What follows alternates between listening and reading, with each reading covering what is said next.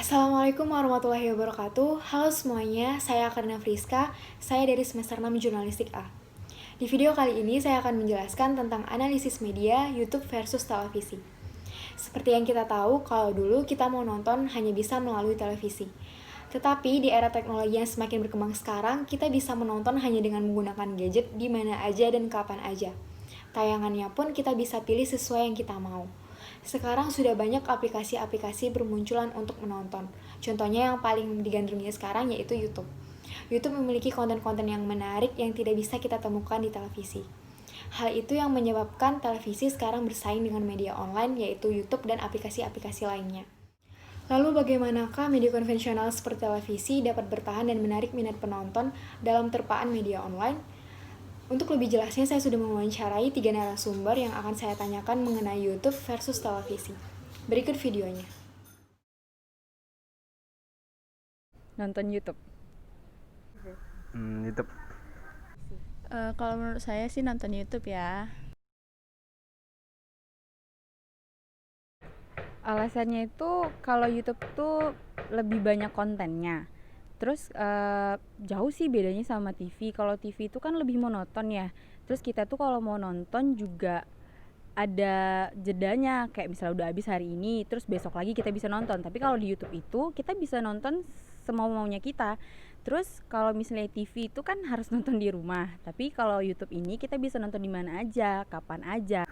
Karena di YouTube tuh kontennya lebih banyak, terus nggak ada pembatasan usianya juga tergolong bebas lah di YouTube tuh. Kita bisa milih konten yang kita suka tuh apa aja gitu. Kalau di TV kan kita nonton sesuai acara TV. Kalau di YouTube kita bisa milih ya apa yang kita mau gitu. Karena di YouTube tuh ya pertama kan iklannya itu dikit, beda sama televisi. Televisi itu kita kalau misalnya nonton itu durasi filmnya kayak misalnya 5 menit, malah iklannya tuh yang panjang daripada filmnya. Terus yang kedua tuh pilihannya banyak kalau di YouTube kan. Kalau di TV itu yang pertama filmnya itu ditayangkan itu aja. Terus yang kedua, fitur di YouTube itu memang lebih banyak, kayak kita bisa post film tersebut, terus kita bisa jeda, atau kalaupun kita bosan dengan film tersebut, kita bisa percepat di dalam detik-detik film itu. Banyak sih tayangan-tayangan yang menurut saya sekarang tuh gak baik untuk dilihat, maupun anak-anak kecil, terus juga anak-anak remaja sekarang. Dan sekarang pun banyak banget tuh di TV kayak acara-acara yang gak mendidik kalau menurut saya. Misalnya di salah satu acara nih, di salah satu acara tuh nanti mereka kayak bahas tentang masa lalu orang, terus lebih kayak apa ya, kayak ngejek-ngejek, tapi sebenarnya itu menurut mereka itu cuma apa ya, lucu-lucuan aja, tapi kan menurut netizen dan orang-orang yang anak-anak kecil yang nontonnya kan itu berpikirannya beda lagi gitu. Kalau menurut saya sendiri ya tayangan TV sekarang tuh gimana ya? Ya memang TV itu settingan dari dulu, tapi menurut saya tayangan TV sekarang itu kurang mendidik gitu dibandingkan YouTube. YouTube kita bisa melihat konten-konten yang mendidik lebih banyak daripada di TV, karena di TV itu kayak sinetron, misalnya sinetron ya kayak gitulah gitu, sinetron yang banyak drama itu kurang mendidik menurut saya, jadi lebih prefer YouTube sih. Iya, kurang menarik. Misalnya dulu tuh kalau misalnya di TV kayak acara-acara musik itu banyak gitu kan, terus film anak-anak, terus kalaupun film anak-anak itu ada waktunya memang, kayak dari jam segini sampai jam segini gitu, juga dulu waktu siaran musik. Cuman kalau sekarang dilihat itu tuh kurang diatur gitu, jadi kita nggak tahu di mana film dewasa orang main, di mana film anak-anak yang main, di mana tayangan musik yang main. Terus kalau misalnya di dalam filmnya itu ya banyak sinetron, ya kurang jelas gitu.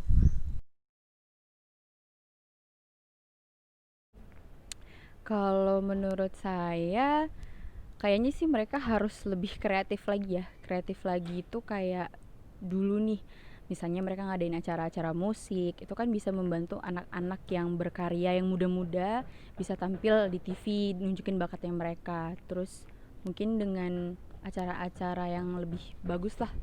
Terus bisa juga kayak acara-acara ranking 1 itu kan buat anak-anak yang masih sekolah-sekolah itu kan bisa jadi apa ya?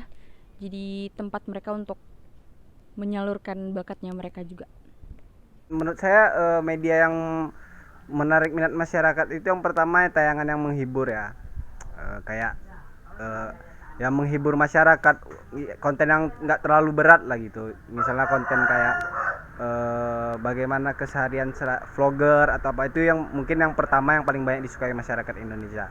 Yang kedua menurut saya konten yang membahas suatu hal kayak konspirasi atau apa itu yang mendidik, di situ juga banyak tuh peminatannya. Kalau menurut saya ya misalnya kayak film-film sinetron yang nggak dibilang nggak jelas sih, mungkin jelas, cuman kan di dalam maknanya itu terbedak. Kayak misalnya ada suatu siaran gitu kan, di dalam film itu tuh dia sama temanya, cuman memang membedakan orangnya aja gitu. Itu sehingga membuat orang-orang yang nonton itu jadi bosan, ceritanya itu saja tetapi memang berbeda orangnya, itu perlu dikurangkan. Lalu untuk layanan-layanan televisi yang siaran musik itu ditampilkan kembali, dan memang harus diatur jam jadwal main filmnya itu gitu. Itu aja sih menurut saya. Nah, itu dia hasil wawancara saya bersama ketiga narasumber. Hasil analisisnya yaitu mereka lebih memilih nonton YouTube daripada nonton televisi. Alasannya karena YouTube mudah diakses di mana aja dan kapan aja.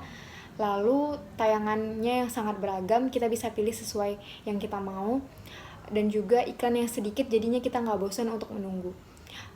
Kenapa tidak memilih tayangan televisi? Karena mereka beranggapan tayangan-tayangan di televisi sekarang banyak yang kurang mendidik, seperti sinetron yang tidak jelas, talk show yang terkadang mengumbar aib dan masa lalu, ataupun konten-konten yang tidak mendidik lainnya.